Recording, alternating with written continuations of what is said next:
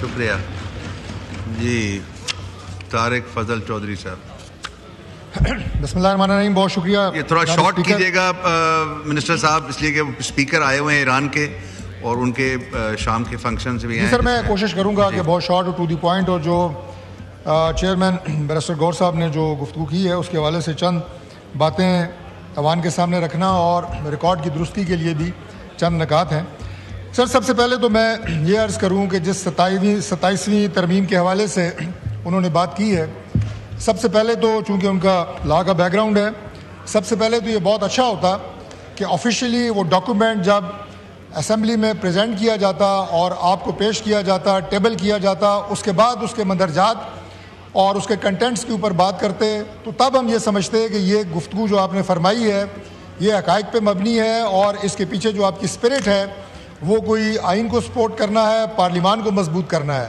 ابھی جتنی آپ نے گفتگو کی ہے یہ اندازوں اور مفروضوں کی بنیاد کے اوپر ہے. سب سے پہلا نقطہ تو یہ ہے, جب ڈاکومنٹ آئے گا اس کے بعد اس کے اوپر آپ سالڈ بات ہوگی, اور اگر آپ کا کوئی اعتراض ہوگا تو اس وقت آپ اٹھائیں. دوسری بات یہ ہے سر کہ انہوں نے کہا مینڈیٹ اس اسمبلی کا. سر مینڈیٹ اسمبلیوں کے اور الیکشنز ہر دور میں ان کے اوپر سوال اٹھتے رہے ہیں اور ان کے بارے میں گفتگو ہوتی رہی ہے. آپ اس اسمبلی کی بات کرتے ہیں, اس الیکشن کی بات کرتے ہیں, اس پہ آپ سوال اٹھاتے ہیں, تو جو آپ کا الیکشن تھا 5 سال, وہ آر ٹی ایس کا الیکشن, اس اسمبلی کو آر ٹی ایس کا الیکشن کہا گیا, اس سے پچھلے کو آر او زدہ الیکشن کہا گیا. یہ اعتراضات ہوتے رہے ہیں. آپ کو ابھی کوئی اعتراض ہے ضرور عدالتیں کھلی ہیں, ان میں جائیں اور حلقے آپ چیلنج کریں کس کس حلقے کے اندر آپ کو اعتراض ہے, اس کے نتائج آپ کو عدالت سے لیں اور اس کے بعد بات کریں. مینڈیٹ بالکل موجود ہے. اور یہ بھی میں عرض کروں کہ آپ نے جو بات کی کہ آئین ایک زندہ ڈاکومنٹ ہے, ایک لیونگ ڈاکومنٹ ہے, یہ بالکل صحیح بات ہے.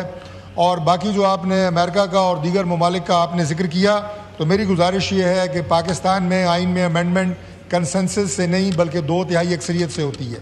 کنسنسس ہو بڑی اچھی بات, ایسا ہوا ہے ماضی میں, لیکن آپ کو 2/3 اکثریت چاہیے, اور اب بھی اگر مزید امینڈمنٹ ہوگی تو 2/3 اکثریت سے ہی ہوگی.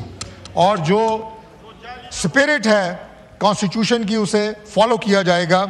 اس کے علاوہ جو انہوں نے عدلیہ کی بات کی, تو میں یہ گزارش کروں کہ اس سے پہلے بھی جب 26ویں ترمیم ہو رہی تھی تو اس وقت بھی یہ کہا گیا کہ عدلیہ کو اور ججز کو اٹیک کیا جا رہا ہے.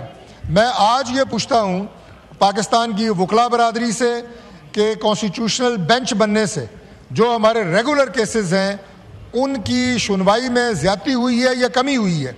جو آپ کے کانسٹیٹیوشنل میٹرز ہوتے ہیں, وہ جو مقدمات زیر التوا ہیں سپریم کورٹ میں, وہ ہوتے ہیں 10%, لیکن سپریم کورٹ کی ٹوٹل کارروائی کا وہ لے جاتے ہیں 50% ٹائم. اس لیے جو ریگولر مقدمات ہیں جو ہمارے پورے ملک سے وہاں پہ سائلین جاتے ہیں وہ انتظار میں رہتے ہیں اور زیادہ وقت وہاں پہ کانسٹیٹیوشنل کیسز کو سنا جاتا ہے. اور معذرت سے اس میں ظاہر ہے ماضی میں آپ نے دیکھا کہ وہ کیسز جو ہیں ہیڈ لائن بھی بناتے ہیں, وہ کیسز آپ کی بریکنگ نیوز بھی بناتے ہیں, لہٰذا زیادہ ٹائم ان کیسز کی دیا جاتا ہے. آج اگر یہ بات کی جا رہی ہے کہ وکلا کے ساتھ مشاورت کے ساتھ 27ویں ترمیم میں جو کانسٹیٹیوشنل بینچ ہے اسے کانسٹیٹیوشنل کور دیا جائے اور کانسٹیٹیوشنل کورٹ بنا دی جائے. اور جناب اسپیکر میں یہ بھی بات عرض کر دوں کہ آپ کا تعلق پاکستان پیپلز پارٹی سے ہے. جو چارٹر آف ڈیموکریسی سائن ہوا ہے 2006 میں محترمہ بینظیر بھٹو صاحبہ شہید اور میاں نواز شریف صاحب قائد مسلم لیگ نون اور پریزیڈنٹ, کیا اس کے اندر یہ شک موجود نہیں تھی کہ کانسٹیٹیوشنل کورٹس کا قیام عمل میں لایا جائے گا؟ یہ کوئی ایسی نئی بات نہیں ہے جو راتوں رات ایوالو ہوئی ہے اور اس کے اوپر جو ہے اعتراض ہو رہا ہے. اور میں یہ بھی عرض کر دوں کہ جو فورم, میں جوڈیشل کمیشن کی بات کر رہا ہوں, جو یہ اختیار رکھتا ہے کہ آپ ججز کی بھرتی کرتے ہیں, جو یہ اختیار رکھتا ہے کہ آپ ججز کو فارغ کر سکتے ہیں. پاکستان میں آج ججز کو گھر بھیجنے کا ایک ہی فورم ہے, جوڈیشل کمیشن آف پاکستان. وہ ججز کی بھرتی بھی کر رہا ہے, وہ ججز کو فارغ بھی کر رہا ہے, لیکن وہ ججز کو ٹرانسفر نہیں کر سکتا. یہ کون سی ایسی انہونی بات ہے جو اس امینڈمنٹ میں کی جا رہی ہے؟ وہ کوئی ایگزیکٹو اختیار ہم پرائم منسٹر آف پاکستان کو نہیں دے رہے کہ آپ ججز کی ٹرانسفر یہاں سے ہوگی, نہ ہی وہ کسی اور فورم کو دیا جا رہا ہے. وہ جوڈیشری کے پاس ہی رہے گا اور اسی فورم سے ہوگا جو جیسے میں نے کہا کہ کہ ججز کی بھرتی تقرری اور ان کو گھر بھیجنے کا اختیار جس فورم کے پاس ہے. میں کیٹیگوریکلی یہ بات عرض کرنا چاہتا ہوں فلور آف دا ہاؤس پہ کہ 27ویں ترمیم میں 18ویں ترمیم کو رول بیک نہیں کیا جا رہا. یہ سراسر ایک جھوٹا اور منفی پروپیگنڈا ہے کہ 18ویں ترمیم کو رول بیک کیا جا رہا ہے. میں بالکل گورنمنٹ کی طرف سے, اپنی پارٹی کی طرف سے, پرائم منسٹر کی طرف سے کیٹیگوریکلی یہ بات کر رہا ہوں کہ 18ویں ترمیم کو 17ویں ترمیم میں بالکل رول بیک نہیں کیا جا رہا. لہٰذا اس طرح کے تمام جھوٹے اور منفی جو پروپیگنڈے ہیں انہیں بند کیا جائے. ایجوکیشن کے حوالے سے جو بات ہوئی ہے میں آپ کو یہ عرض کر دوں جناب چیئرمین, دوسری جو اسٹیٹمنٹ میں دینا چاہ رہا ہوں فلور آف دا ہاؤس پہ کہ اس آئینی ترمیم کا مقصد پاکستان میں گورننس, دفاع اور وفاق کے صوبوں کے ساتھ رشتوں کو مضبوط بنانا ہے. ہم کوئی بھی ایسا کام اس ترمیم میں نہیں کریں گے کہ جس سے وفاق کمزور ہو, جس سے صوبے کمزور ہوں یا ان کا باہمی رشتہ کمزور ہو.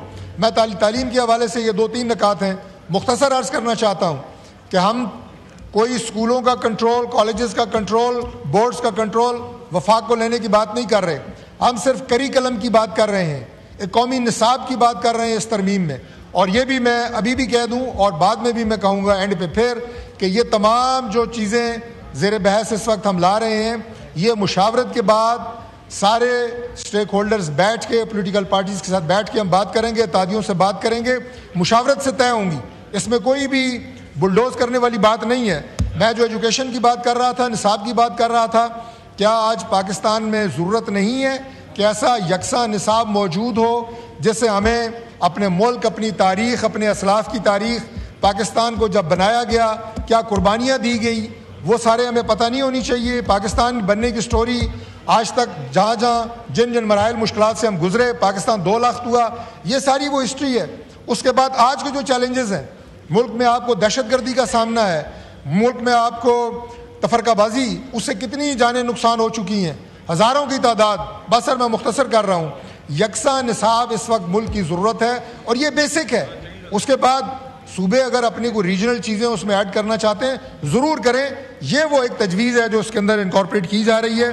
اسی طرح جناب آبادی کی بات اگر میں کر رہا ہوں, آبادی اس وقت پاکستان کا ایک بہت بڑا چیلنج ہے اور اگلے 10 سال میں آپ دیکھیں کہ اعداد و شمار کیا بتا رہے ہیں کہ آبادی جو ہے وہ کہاں جا رہی ہے. اگر فیڈریشن اس میں یہ بات کر رہا ہے کہ ہم اپنے ریسورسز سے بھی اس جو پاکستان کے اوپر ایک بہت بڑا ٹیکلنگ بامب ہے اس کو کنٹرول کرنے کی بات کرتے ہیں اور صوبوں کے ساتھ بیٹھتے ہیں, صوبے ہمارے ساتھ بیٹھیں, تو یہ کون سی ایسی بات ہے جو اس نظام کے یا خلاف ہے یا وفاق کو کمزور کرنے کی بات ہے.